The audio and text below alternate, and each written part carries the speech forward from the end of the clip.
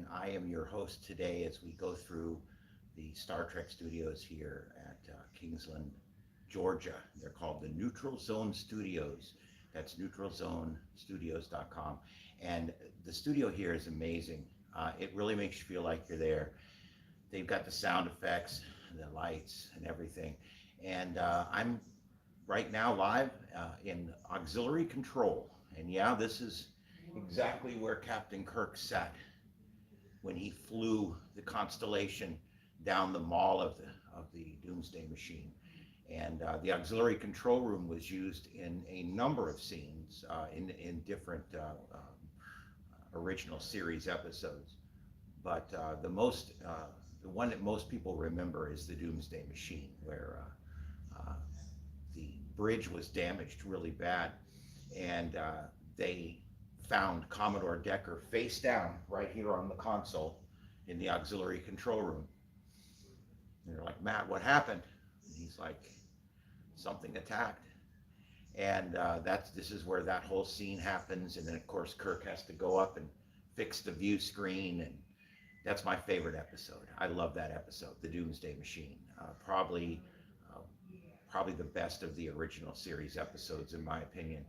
But this is great. When you're sitting here, I even went and put the red shirt on. I want to see if I can survive the day. Not sure. I mean, when you wear a red shirt, every day could be your last day. So who knows? We're going to see how that goes. But we're going to be spending the entire day here today. We'll be back tomorrow for a while. And we're going to be doing a lot of different videos. If you want to check out more about the studio, go to their website, neutralzonestudios.com. That's neutralzonestudios.com. Or you can check out my wife's page here on YouTube. That's YouTube at Carlotta Alotta, Carlotta, Carlotta Alotta. And she's going to have live and original content from here all weekend as well. And we're going to be doing some stuff together later on.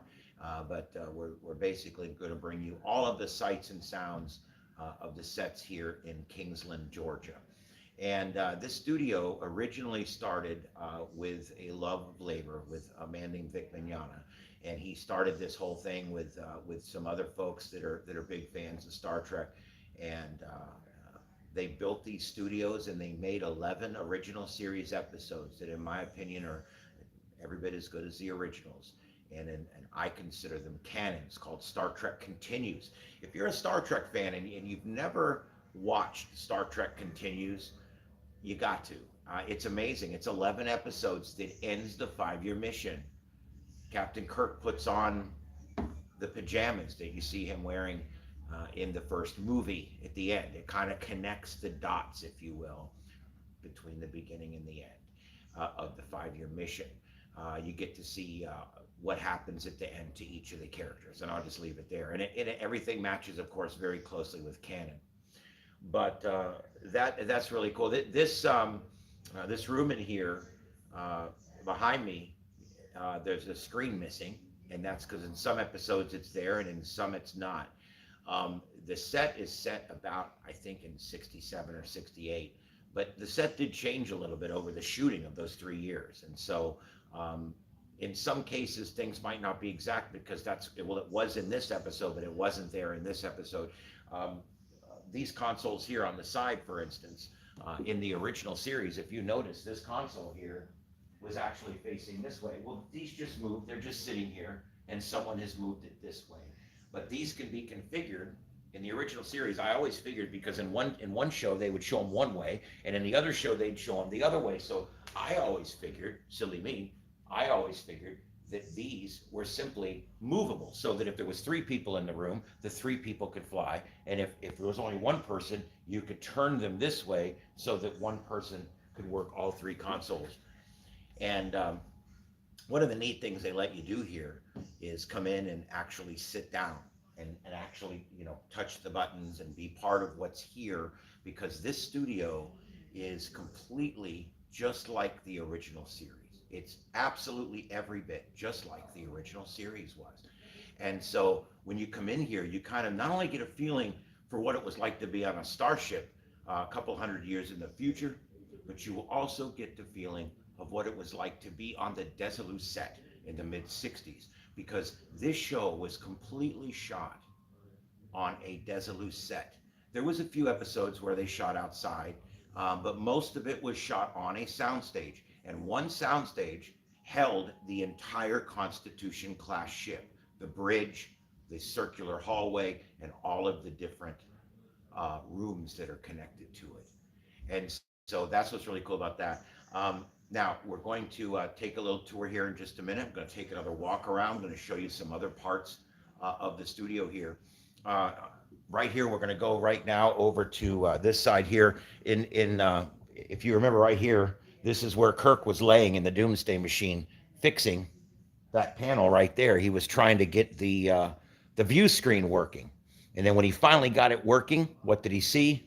He saw his ship under attack by the Doomsday Machine. And then here we go. This is the side panel here, and of course this changed a little bit in each episode, but this is a pretty close approximation to it. And then back here, again, this screen was not here in some episodes, but it was here in the Doomsday Machine, and you actually had to walk around behind there to get out of this little side room right here. And I guess it exited into the hallway. And then in the original series, you would actually come in and out of the auxiliary control room through that door right there. That was the main entrance into the auxiliary control room. And then this side room was accessed from somewhere else. And then, like I said, these side panels were configured sometimes in this configuration and other times in the sideways configuration, which I always thought was like the 3-man setup, if you will, versus the 1-man setup. But that's basically how that works. And this door here, if it's needed, they can put a green screen back here. And then we open this door and the actor walks in, and you see behind the actor the actual set that of whatever room he's coming out of. In this case, they would have had up just what looks like a hallway, because he would just be coming in from a hallway.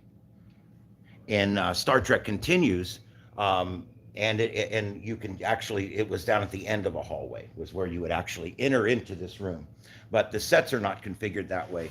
Some of the sets are configured to actually function going from room to room to room. Other ones not as much, because the original layout of this set was designed so that everything could be accomplished from the one set. That's what was so important. All right, let's take a look in here. This is going to be the captain's quarters. Now, there's something really cool here about this one. This is the captain's quarters, but it was also all the other quarters too. This just is sitting here. It's just a set piece. But this screen right here used to actually sit here. But in some episodes, it would be here. It depends on where the camera was. In a lot of the shots, you would see them talking, and the camera would be shooting from over here. And there is actually a hole behind this. And they could shoot through that hole and capture the person, the conversation that was going on in here at the time. Notice, I love this. This is a batleth back here, really cool. A lot of this stuff is different things that was used in different episodes. A lot of it's stuff that you would see in like Kirk's quarters, but like I said, this quarters was used for everything. Here's where he would keep his medals, and his personal items would be kept in here, and you would press these buttons to open that door. Really cool. Something I want to show you, this thing right here, this is what they held the Tantalus field behind. It used to be on the wall right behind where you're at. If you remember in the episode Mirror Mirror, this used to conceal the Tantalus field, which was what the evil universe Kirk would use to maintain control of his ship. He would just kill anybody that would oppose him. And that's pretty cool. But that would normally be hanging over here in that particular episode, and only in that episode, because that would hid that piece of equipment. Behind here, the bed, all they would do is take the bed and put it here, take this table and put it there, and it was Spock's quarters. Why was it backwards? Spock's quarters was across the hall. So it would be a left cabin instead of a right cabin. So it would be the opposite. A lot of people didn't realize that, but that's how much thought was put into the original series. Okay, when you watch it, Kirk's cabin was on this side of the hall. Spock's cabin was technically that door over there on that side of the hall.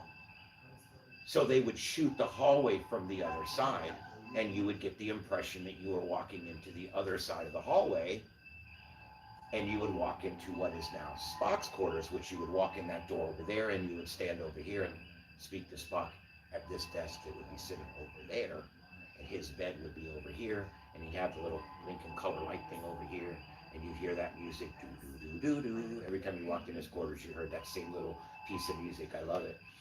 And but that was all the way it did it. This room served the purpose of every single quarters. Now, let's talk about in the episode. Remember where Khan, Space Seed, where Khan was discovered, and he went and visited Janice Rand in her quarters, and that was again the same room that they would use for Kirk and Spock's quarters. Do you remember when? Do you remember in the episode Obsession, where Kirk was fighting the cloud creature and it was trying to get into the ship, and Spock was talking to the crewman in his quarters about his performance, and the smoke creature started coming through the vent? That would have been over in that corner right over there, and his bed was right here, and it was again a flip-flop, because the crew quarters, they only used half the room. It was a very small room. It's just really neat how they shot this. The neat thing about Star Trek is everything they did in Star Trek was budget. It was all to do with budget and how we can get this shot for the money that we have. And what they came out with was probably the first realistic sci-fi show. I mean, before Star Trek, when it came out, we had Lost in Space. And although it was a great endeavor, it was done more like a comic book, and it wasn't for a lot of people. So I think it's awesome that now, I think it's awesome that Star Trek did come along and show us that we could do, honest to goodness, science fiction. We could do science fiction that is realistic and that seems realistic when you look at it. And so that's what they did. Anyway, let me give you a little tour here around the office here. This is around the cabin, I should say. This is again where the cloud creature came through the vent in Obsession. That vent would have been right there. And the Tantalus field where Spock's girlfriend, remember he showed, she used it to kill the other people that were with Sulu at the end when they were coming to get him. And that's where that is. And then, of course, in here, it's covered up right now because we don't want anything to happen to it. But here is the bed. That's Kirk's bed. It's probably best it's covered in plastic. And yes, that's a joke. Don't get mad at me. This door, you ever know what this door is? Nobody knows what this door is, except we all know what this door is. It's the dumper. Look, we never saw a bathroom. Now, in Next Generation, they showed showers and they showed sinks. We were getting close, okay? But they never showed the bathroom in Star Trek. And here it is. This is the bathroom. You want to see it? There's nothing in there because they never made it. We don't know what it looks like in there. But that used to be the bathroom. And then in some episodes, if it was Spock's quarters, this would be the main entrance, and they would ignore that other door over there. And you would walk in. Spock's desk would be right there. Spock would be sitting right there, and look, we're shooting the same cabin from the other direction, and it becomes Spock's quarters. Remember this? This was also what was used when if you guys remember the episode where you remember the episode where called the Tholian's Web. And do you remember where Uhura was in her quarters and she looks in the mirror and she sees Kirk behind her in the mirror? I always thought she saw him behind her, but it doesn't really make sense. We have to kind of look at that a little bit. But he was in the mirror, but he was kind of in front of her. So I've always wondered about how that worked. But this is where she was doing her hair, and she saw Kirk in her quarters. So all the quarter shots, all the shots from the actual quarters were all shot from this one room right here. And I think that's so amazing.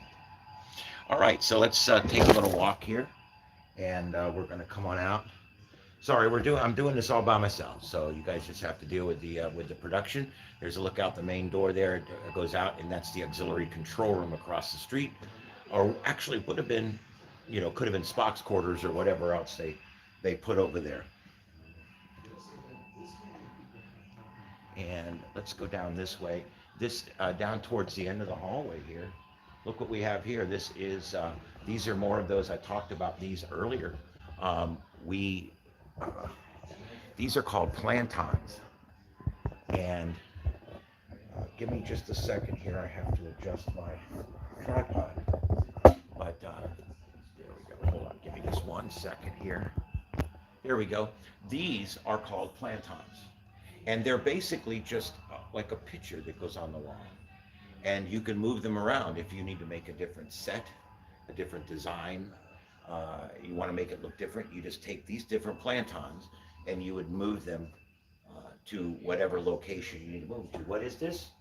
These are plumbing parts from Home Depot. That's all it is. And they're painted gray. All right. And over here, this is the turbo lift. And you're always wondering, how did they shoot the turbo lift? Well, once the doors closed, you couldn't see the people in here. So how did they shoot it? Well, there was a panel missing, as always. And there's where your camera guy would stand. And so the people would come in and they would grab a hold of the handle. They would start going to whatever floor, whatever deck they were going to go to. And that's how that would work. But you'll notice you never see this side of the original turbo lift. And that's because that panel's missing, because that's where they would shoot from. Okay, now we are back in the main hallway here, and I like to keep the camera like this so you can actually see what it looks like without you seeing the overheads. If you keep the camera just right, you can see where you don't see any of the ceiling of the actual structure that we're in overhead. And most sets are made this way for the specific reason that they want to be able to put lighting up there. It's important, as we do here, that we can put our lighting up there and have that coming down from up above. Now, this is the Jeffries tube. Take a look at this. Isn't this cool? This, as you've seen Scotty save the ship many, many times, this is the Jeffries tube. And look at that, would you? Goes way up there. And of course, they would put a green screen up there. And in post-production, you go back in and you put in those little wavy, sparky lines or whatever it is that you want to put in there to make, because if you remember in the one, where they were traveling at warp 10 or whatever, and they were about to explode, Scotty had to go up there and fix it, and the plasma was still flowing, and you could see it there at the end flowing, which was really, really cool. All right, and there you go. That's an exit there, but there you can see the hallways all terminate, and you can close the doors, and you can shoot in here, and you can shoot around the entire thing as one big shoot. And here we go. We're going back down the long hallway again, and I'm going to show you the next room. This next room is really cool. A lot of time spent in this room, also in the original series. And just like everything in the original series, it says conference room, but not conference room number 2. Why is it conference room number 2? Because the Enterprise is a really big ship. And so what they would do every time is they would try to make it to where every single one of these rooms would look the same in a big ship like this, right? I mean, you would think every single room must look the same in a big ship. It's just a big, huge military type ship. So every room's going to look the same, right? Not so much. There's a secret to this table, and I'm not going to tell you. You have to come here and find out. Yep. There's 4 or 5 secrets today that I'm not going to tell you. You have to come here and find out. There's a big secret to this table, and I'm not telling you what it is. There's a reason why it's shaped the way it is, and it's a reason that you may not ever imagine. But try to picture, what is that weird shape? What would that shape be? Well, we'll try to figure it out, but I'm not going to tell you, because it's one of those cool little facts that we like to save for when you come here to the Neutral Zone Studios. what a neat place. This conference room here, as you can see, it's got the tri viewer here. This was really cool. This was kind of before its time, if you think about it. Uh, you could sit everybody in the room and they all could see the view screen. They all could talk to their departments on their speaker right in front of them. Um, this was a very, very high tech meeting room for 1965, if you want to think about it in those terms. I mean, this was really cool. And each slot, each place has switches to control who they talk to. And it also has a tape slot here, where back then they had the media on those cards, media cards, and they would stick a card in there. So if you came to the meeting and there was something you wanted to show on the screen or talk about, you would bring the card, you could stick it right in there, and you could show it at the meeting. It's basically, this was 1960 Trek's version of Zoom today. It's pretty cool. I think it's really neat that they've got this here. This is um, the entire room. Now let me tell you something else about this room, and I'm gonna give you a big view here of this room. This room is also the break room. It also served as the room where they had a court martial a couple times. It served as a room where they I think yeah, two different court martials I think took place in here, and a bunch of different things. So this room does a lot of different things. And if we need it to be a break room, they actually have the round tables in the next room. We bring them in, we take this table out, and boom, guess what? It's the break room now. They actually have a wall that has the replicators on it, and they put that over there, and this becomes the break room. And now you can shoot your shot in the break room or whatever. Right? I think that's really cool. And again, it's ingenious here the way they did it, but it's even more ingenious that back in the 60s, they figured a lot of this stuff out. And I think that's really, really cool.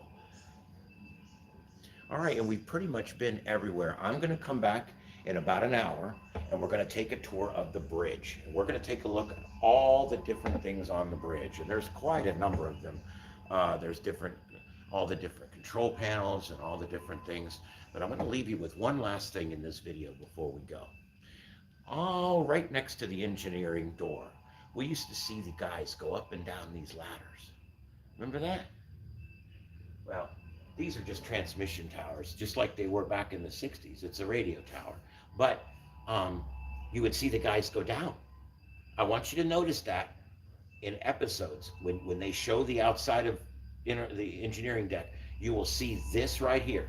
You will see this opening with this three-sided ladder, and you'll see guys coming up out of it and crawling up beyond it. What does that tell you? They must have put that set on a riser in order to do that. They must have actually put that portion of the set up on a riser so the guy could walk down through the ladder and walk right down and go underneath the set. So it looked like he was walking down to the deck below. And I always thought that was pretty cool, because I wonder now, how did they do that? Did they lift that whole deck up? And so I've been trying to endeavor to see, how was it that they did that? And because I think that's very interesting. But there's a lot of facts around here that we're just not going to tell you. There's special markings on a lot of the pipes and a lot of the conduits and different things. And these markings mean something. But again, I'm not going to tell you. You have to come here and find out for yourself. I'm telling you so much about this place, but we are leaving some secrets, because truthfully, you have to come see it yourself. You have to come to Kingsland, Georgia. It's not that far from most places. I mean, if you're in Hawaii, yeah, it's a long way, but it's a great, great, great place, and I really hope that you guys come check it out. And they've got open house weekends like this one. I'm here almost by myself. We've got people coming and going, checking the place out, but I'm pretty much here by myself right now, just doing this live with you guys. And they do this every month, and they also do fan appreciation weekends. And fan appreciation weekends are a wonderful way to come in and see the place, because they do tours. They also have open houses, so you can come on a tour weekend, or you can come on an open house weekend. That's completely up to you. But if you come on a tour weekend, you'll get a formal tour. It's about an hour, and they'll walk you through here and show you all the sets. They show you all the different rooms, all the different reasons for this and the whys for that. And they'll even tell you all these little secrets that I'm not going to tell you, because there's some really cool things for you to discover while you're here. There's the music. I'll tell you what, this is such an amazing place. I just love being here. It makes me giddy. This is my ship of dreams from when I was a kid. And to be able to actually walk these halls, especially being able to broadcast it like this on YouTube, I'm just ecstatic. So I hope everybody's enjoying this. We are going to continue to do this throughout the day today, and we'll be back tomorrow. Again, we'll be doing a little bit of broadcasting from here tomorrow, and then the adventure will continue. So we'll see where we're going to go next. Coming up later on this channel, we're going to be having some studio shows where we just discuss Star Trek. So stay tuned. If you're a Trekkie, you may want to subscribe here, because I'm going pretty heavy Trek. I've always been doing other things, tech things and amateur radio things, and paranormal research things, and all these different interests that I have in my life. But I hate to say it. Well, maybe I don't hate to say it. But guys, Star Trek is my favorite. It's my favorite thing in the whole world. And so the way I look at it, maybe this is what I want to talk about on my channel. And so that's what we're going to do. And Joseph and I will both be continuing to bring a lot of content to you. And we're working very closely with my wife at Carlotta Alada. So check her out, Carlotta Alada on YouTube. And she is also live here this weekend. And you can catch her too. She's doing her own thing here. So we're going to go ahead and go now. And we're going to come back with that bridge tour later this afternoon. So don't go anywhere. My name's Ian, and this is the Starship Adventures channel. And we are out here trying to provide some fresh content for you folks that just want to see and hear all about wonderful, cool places that exist in the world. Have a good one, everybody. We'll see you in just a little while.